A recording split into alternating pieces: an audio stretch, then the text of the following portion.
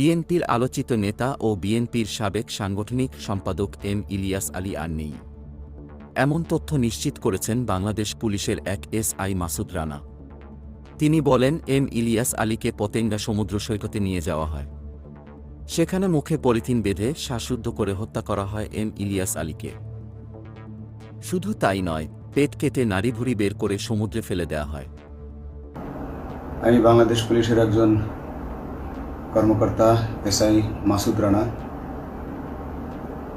আমি আপনাদের কাছে কিছু তথ্য তুলে ধরতে চাই, যেটা বাংলাদেশের মানুষ অনেক দিন ধরেই জানে না, বা তারা এ প্রশ্নের উত্তর খুঁজছে অনেক বছর ধরে, কিন্তু কোনো উত্তর খুঁজে পায়নি।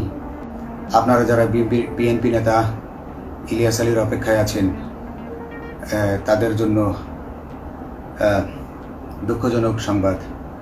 তাকে অনেক আগেই হত্যা করা হয়েছে।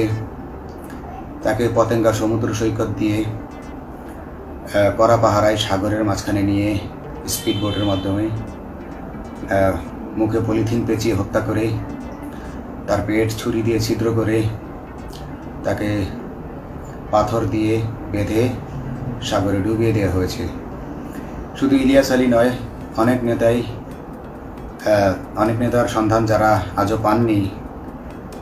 কিছু মানুষ তো ঘর থেকে উদ্ধার হয়েছে, কিন্তু যাদেরকে আপনারা পাননি, তাদের সবার এই করুণ পরিণতি হয়েছে।